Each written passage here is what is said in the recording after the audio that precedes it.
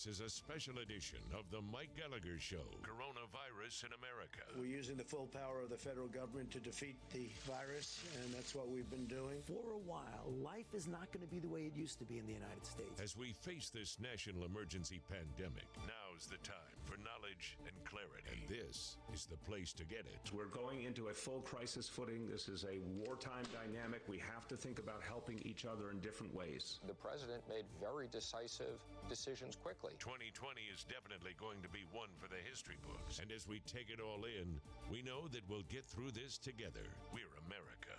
And now, here's Mike.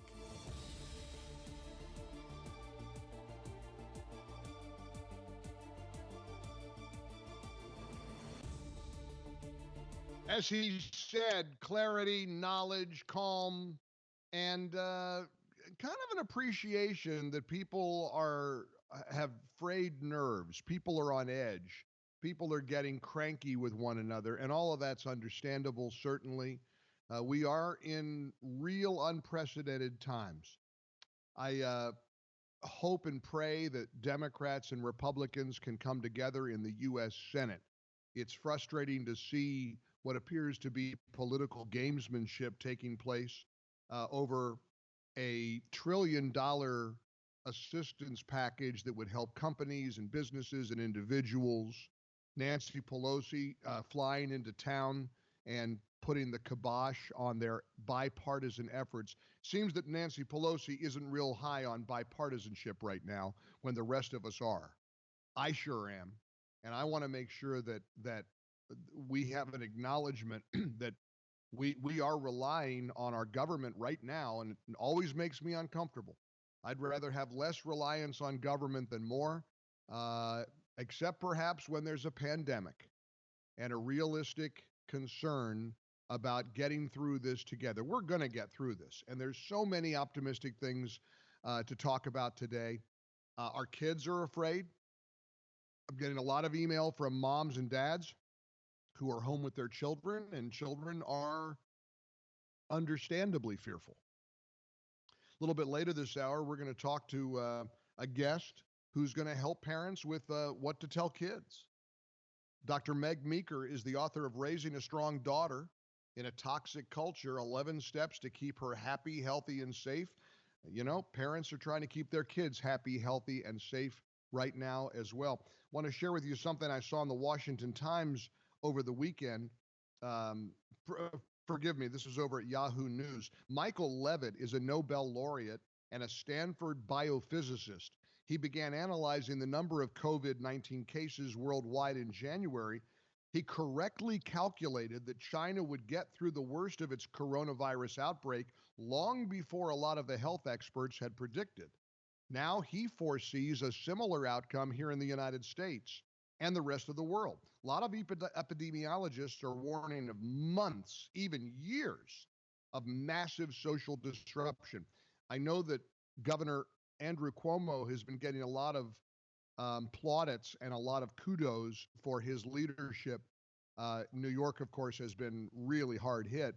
He said something over the weekend about this figure of 80% of New Yorkers could get infected, and we could be living this way up to 8 or 9 months. And frankly, I'm hoping that he has said these things in order to wake people up and make sure that people pay attention to social distancing, staying away from one another, staying home and working from home if you can. There is no way this country is going to go through 8 to 9 months of this. It's impossible. But I want you to hear what this Nobel laureate and biophysicist had to say. First of all, he noticed in China that on January 31st, the country had 46 new deaths due to the novel coronavirus, compared to 42 deaths the day before. Although the number of daily deaths had increased, the rate of that increase had started to ease off. So essentially, the car was still speeding up, but it wasn't accelerating as rapidly as before.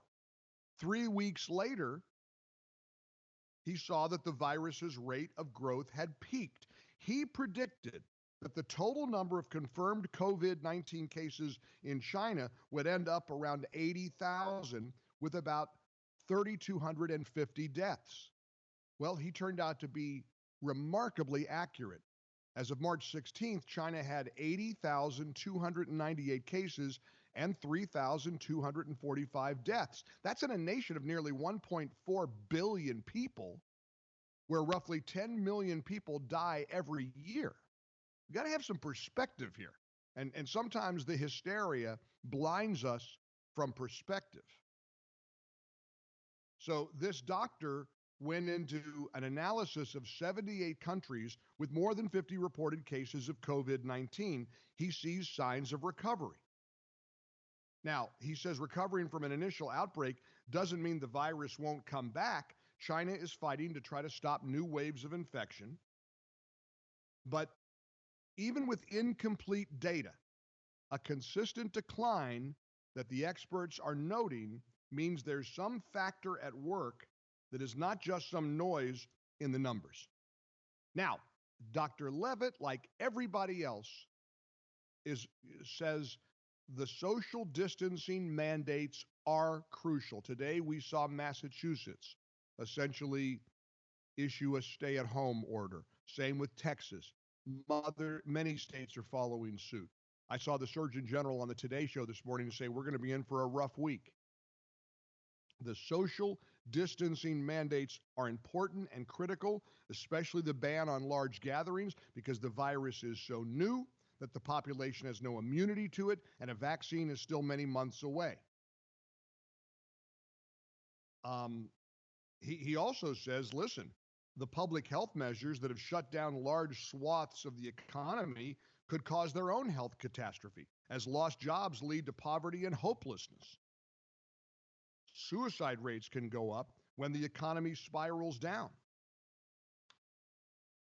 But based on everything this Nobel laureate, you can look it up. We're going to post the article from Yahoo News at our website, MikeOnline.com. But again, his name is Michael Levitt, a Nobel laureate, a Stanford biophysicist.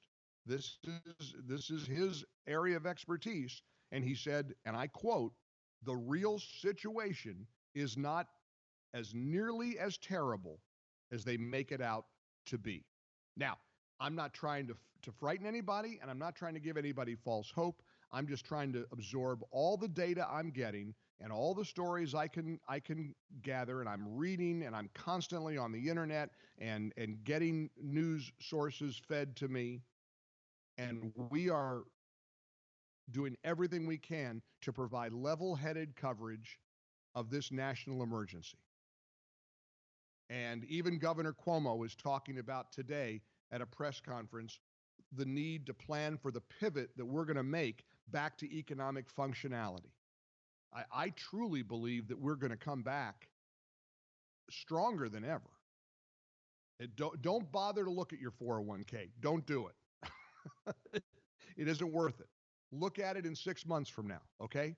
3 months, 6 months from now. Pray that the Republicans and the Democrats can get together and stop the political gamesmanship. I don't think I've ever seen Mitch McConnell as mad as he was on the floor of the Senate last night. His cheeks were red. Here's cut number 6. Again, Chuck Schumer Saturday, hey, all systems are go. We're working together. It's bipartisan. We're going to come together. Pelosi comes to town, and suddenly the Senate Democrats voted in unison against the steps that we're trying to take as a country to put money in people's bank accounts. Here's the Senate Majority Leader, cut 6 last night from Fox News in Grabian. So we had a high level of bipartisanship in 5 different working groups. And then all of a sudden, the Democratic leader and the Speaker of the House shows up. And I want everybody to fully understand, if we aren't able to act tomorrow, it'll be because of our colleagues on the other side. Let's just hope that doesn't happen. But trust me, the American people do understand. Even the New York Times headline, which was shocking for the New York Times. Don't worry, they fixed it. They changed it later. But the initial headline, which is accurate, which is true, Senate Democrats blocked action on $1 trillion stimulus plan. You know, here's the thing. I get it if you are a progressive, if you're a leftist, and you don't like companies and you don't like wealthy CEOs. Now is really not the time to bicker about your anti-capitalist ideology. Now's the time that we got to get money into the hands of hardworking Americans who are frightened because their bank accounts are being depleted and they got to put food on their family's table.